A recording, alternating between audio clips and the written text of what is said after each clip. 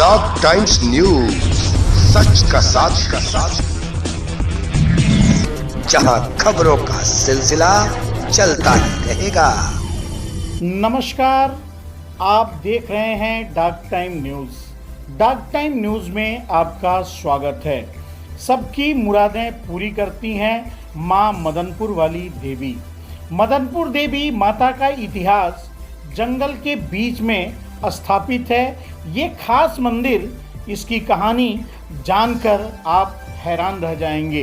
आप यूपी और बिहार से सटे वाल्मीकि टाइगर रिजर्व के मदनपुर जंगल में विख्यात देवी मंदिर है। यह मंदिर नेपाल, बिहार और यूपी के श्रद्धालुओं के लिए आस्था का केंद्र है।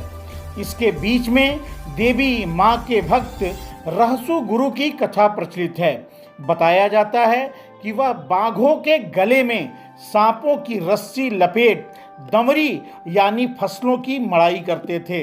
मदनपुर देवी का स्थान पर पहले घना जंगल हुआ करता था। यह राजा मदन सिंह नाम के राज्याधीन एक बार जंगल में शिकार खेलने राजा पहुंचे तो उनको पता चला कि एक रहसु गुरु साधु इस जंगलों के बीच में बाघों के गले में सांपों की रस्सी लगाकर खरपतवार की मड़ई यानी दौरी करता है और उसमें से कनकजीरा यानी सुगंधित धान की प्रजाति निकलता है। राजा को घोर आश्चर्य हुआ। सच्चाई जानने के लिए राजा सैनिकों के साथ मौके पर पहुंचे तो नज़ारा देखकर हैरान रह गए। राजा ने हट करते हुए साधु से देवी को बुलाकर दिखाने का आदेश सुनाया।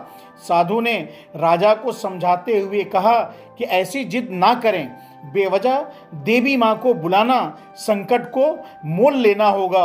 देवी कुपित हुई और आपके राजपाट का सर्वनाश हो जाएगा।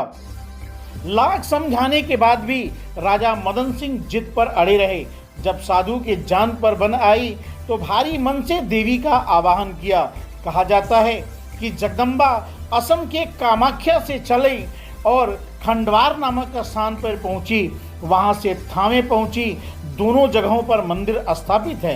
रहसु गुरु के लाख समझाने के बावजूद भी राजा मदन सिंह नहीं माने तो मां दुर्गा ने रहसु गुरु के सर को फाड़कर अपना कंगन दिखाया। यह दृश्य देखकर राजा मदन सिंह और उनके साथ सैनिक अचेत अवस्था में जमीन पर गिर पड़े और फिर कभी उठे नहीं। बाद में हरिचरण नामक भक्त मां की पूजा पाठ करने लगा, जिससे देवी मां उसकी भक्ति से प्रसन्न हुई और रखवाली के लिए एक बाघ प्रदान किया जो हरिचरण के साथ रहता था। धीरे धीरे इसकी चर्चा चारों तरफ फैल गई।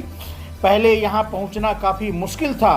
2 दशक पहले गंडक नदी पर छितौना बगहा पुल जाने से यूपी के भी लाखों श्रद्धालु देवी दर्शन के लिए पहुँचते हैं। यह मंदिर का निर्माण हो गया।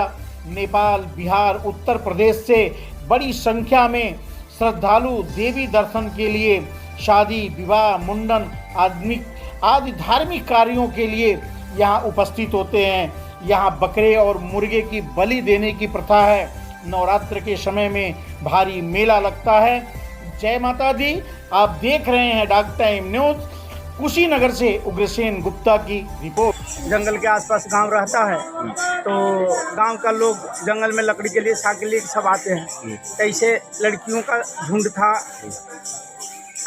औरतों का झुंड था, जो कि एक साथ में 10 आदमी 12 आदमी आकर के यहाँ से साग लेकर के जाते थे, सब्जी लकड़ी लेकर के जाते थे। एक समय की बात है कि 2 लड़कियों का संगत छूट गया और सब लड़कियाँ आ गई साग के लिए और वो लोग पीछे से आई तो सोची कि हम लोग भी जंगल में नहीं जाएंगे और ये से साग को खुद करके लेकर भाग आएंगे।